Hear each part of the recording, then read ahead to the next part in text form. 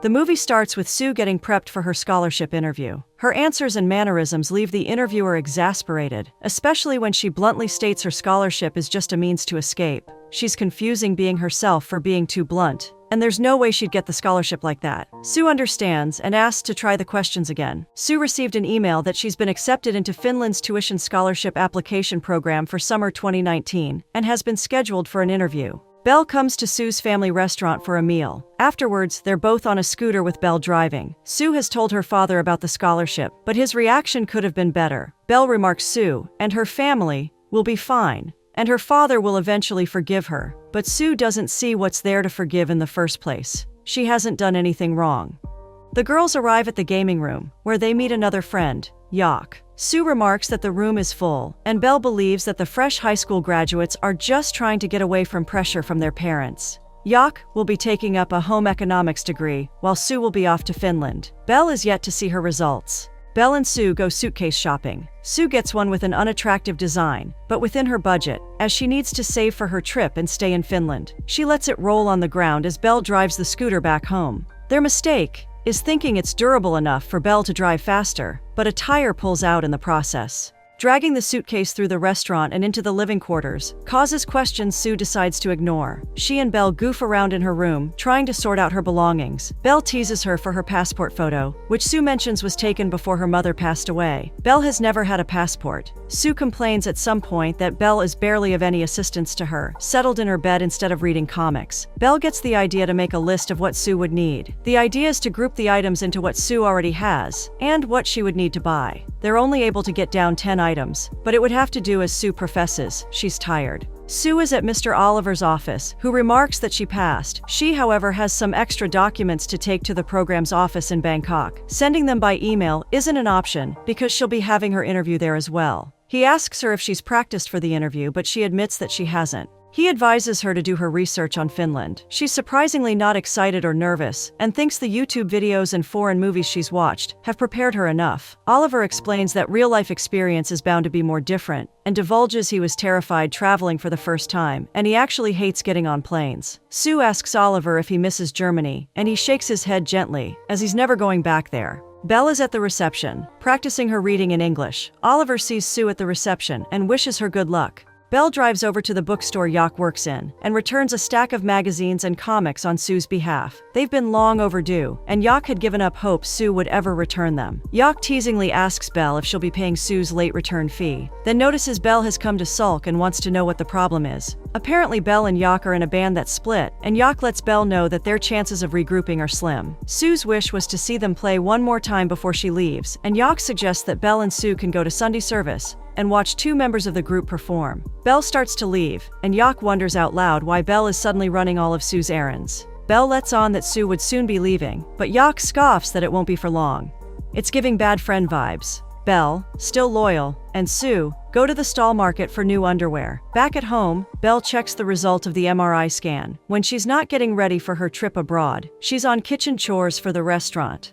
Sue goes over to Belle's. Her friend has an aged grandmother that she dutifully takes care of, including bathing and dressing up. When Grandma is settled, Belle tells Sue that her father wants her to get a part-time job while she waits for her exam results. She would rather take care of her grandmother. It's wishful thinking, but Belle would rather care of Grandma without a job, as taking care of Grandma is work in itself. In the midst of Belle's dilemma, Grandma has made it to the window, gushing over a Mr. Karn who used to live opposite. They saw every day, but never spoke until a day in the garden. Grandma was about Belle and Sue's age. She went out to fondle with the flowers and the foliage, and Karn came from behind, fondling her breasts. She gave in to him, kissing him for what felt like hours. When they pulled apart, Karn asked her to come again to the spot the following day, at the same time. He made her promise, and she showed up, but he never did. Belle knows the story all too well. In her book, Mr. Karn was a pervert that grabbed her grandmother's and is thankfully not her grandfather. Grandma muses that he had soft hands, putting her hand now over a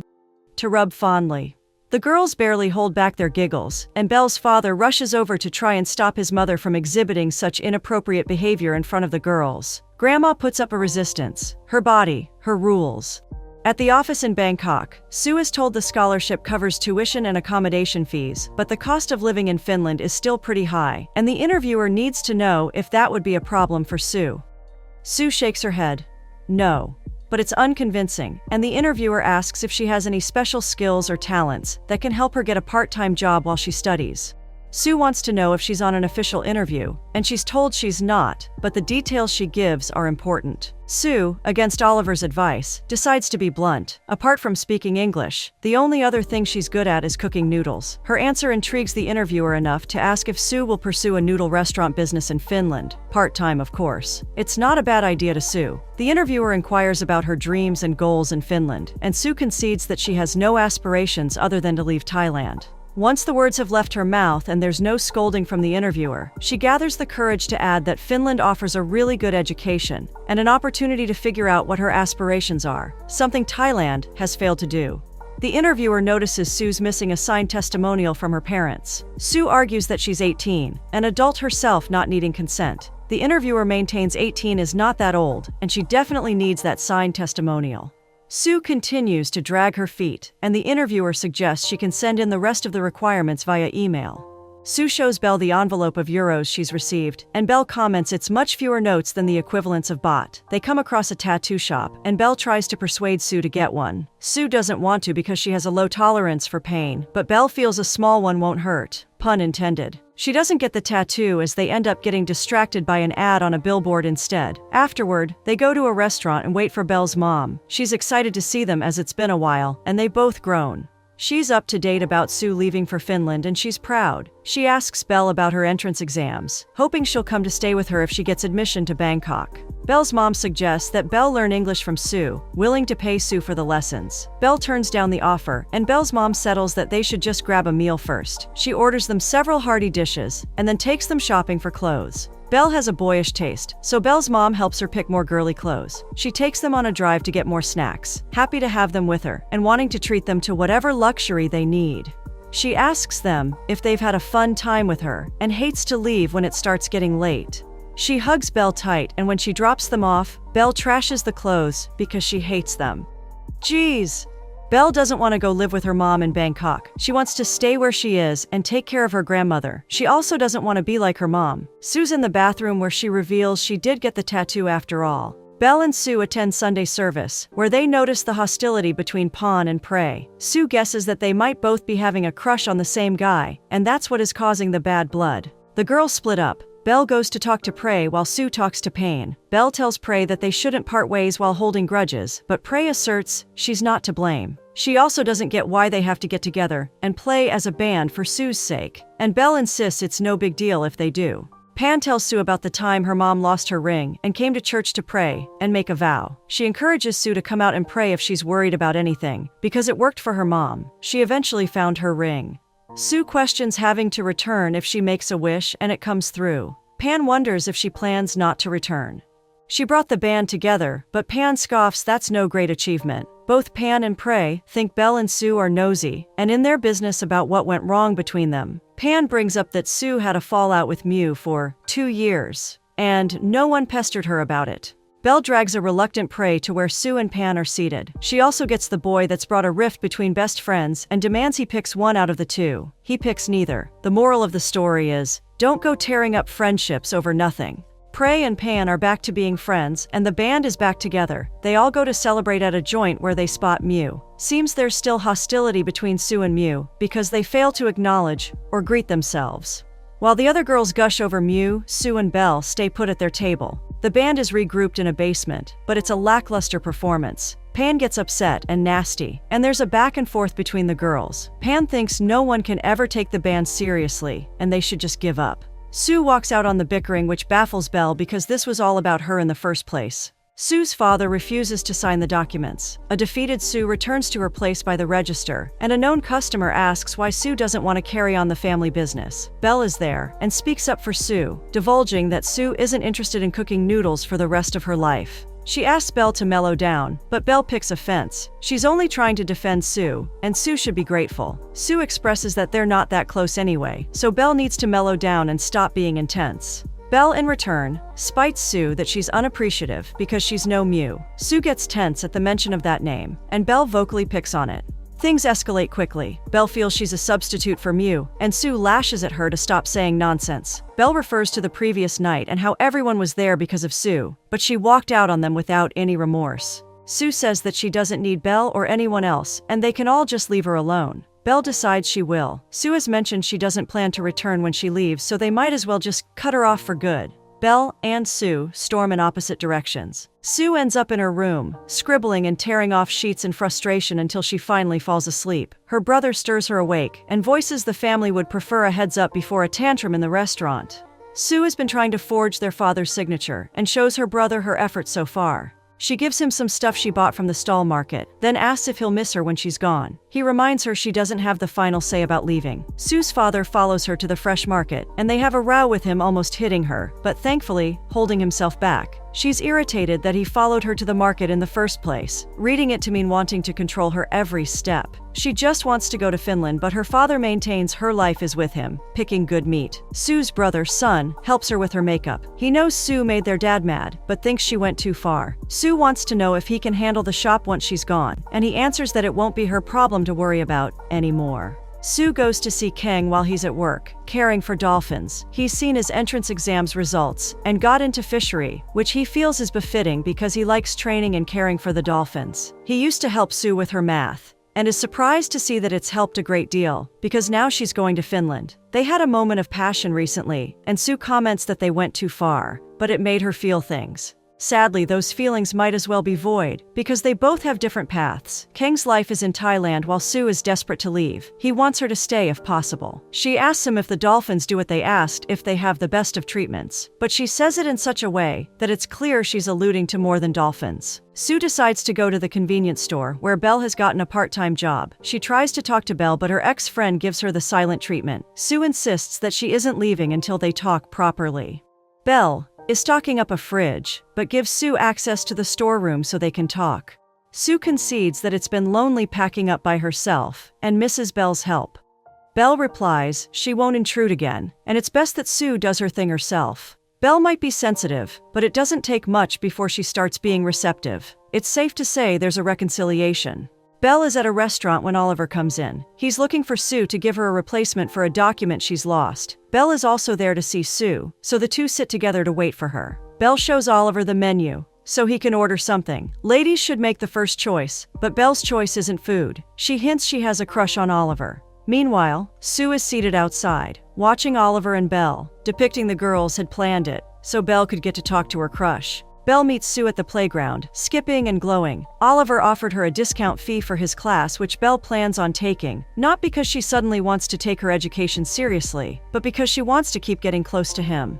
Belle starts humming a song, and Sue likes the melody. Belle wrote the song herself, stating she wrote it for Sue. She professes she's still mad at Sue, though because she's a handful. Stop playing hard to get, Belle. We know you're not mad anymore. They go to the arcade where Mew works, and Belle wants to play peacemaker. She knows Mew and Sue used to be close, and seeks to know what went wrong. Typically, Sue tells her to mind her business. Belle isn't having that, and pulls Sue to sit as a customer at Mew's workstation. Mew initially starts to walk out, but Belle basically reminds her that's horrible work ethic. She steps aside so Mew and Sue can talk, and it's Sue who first breaks the silence. Mentioning Mew must have heard that she's going abroad. She misses being friends with Mew and feels empty when she sees other people able to talk and hang out with her, and she can't do the same. She admits that she's tired of avoiding and ignoring Mew and wants to know what she can do to make things better between them. She can't pinpoint what she did wrong, but she's sorry. Mew asks if she's done putting up a show. Sue knows exactly what she did wrong but has trouble acknowledging it. She reiterates she misses their friendship, but Mew isn't interested. She's ready to walk out on Sue, but Belle plays defense. Mew pushes Belle, lashing out, to mind her business. They cause a scene in the arcade, and some guy has to step in before sharp claws come out. The girls end up on a beach, splashing around, and then lying wet on the sand. Belle apologizes for intruding once again, and Sue lets it slide. She admits that she had a dream where she and Mew were cool. They spoke like nothing wrong had happened, and it was really strange, like being aware that it was all a dream. She woke up realizing that she was right, and it made her cry. Belle's take is that she wasn't even in the dream, and Sue pleads not to read too much meaning into it. Belle expresses that Sue is a difficult person to understand. She keeps her distance and pushes people away, to the point that it hurts. Belle has tried to be a good friend, but Sue always leaves her with the short end of the stick. It makes her sad that she can't get through to a friend that she really cares about. Sue wraps an arm around Belle and promises it's none of her fault. She also apologizes for her half-hearted friendship, although it feels like it's the best that she can offer. Back at Sue's place, Belle finds and reads a passage from a book. She asks Sue if the book belonged to her mom, but Sue doesn't know for sure. Speaking of her mom, she's reminded of how eccentric she was, and quite the opposite of her father. She recalls her mom saying that her father easily gave up on things. Sue talks about possibly canceling the entire trip. It would come as a shock to everyone she's already told goodbye. Belle infers she shouldn't care who's confused. The world doesn't revolve around her, and she's free to change her mind, because it's her life to live. Belle does admit she'd be happy if Sue chose not to go. Sue's father takes Sue and son to the temple. Seeing that he can't persuade Sue to stay home, he wants her to say goodbye to her mom. He hands the priest in charge some pictures of his late wife, and the priest begins mediation. Sue wants to leave, but son holds her back down. Their mother's spirit supposedly takes over the priest, and their father starts talking to her, asking if she received the last offering he left. He tells her Sue wants to leave home, and he's decided he'll let her go, because it's her life to live. He urges Sue to say goodbye to her mom. Son bows in respect, but Sue doesn't believe for a second that the mediation is for real.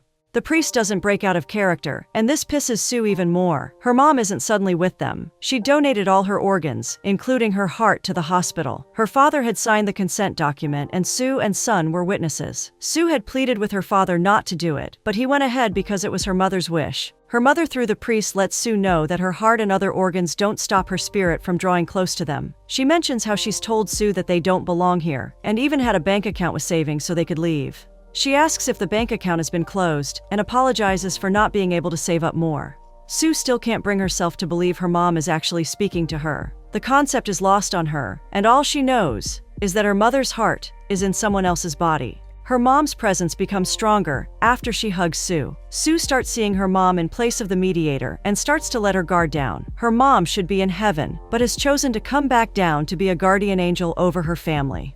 Who else is crying? Her mom feels Sue doesn't have to run away and should at least try to make things better where she belongs. Sue misses her mom and speaks to her every night. Now she wants to know if she actually hears and listens. She promises that she hears Sue and everyone else, and doesn't want Sue to think this is a plot to get her to stay. Should she still desire to leave, her mom supports her and only wishes that the new place brings a sense of belonging she knows her daughter longs for. Sue gets closer and reaches out to touch her mother's hair and face because she misses her.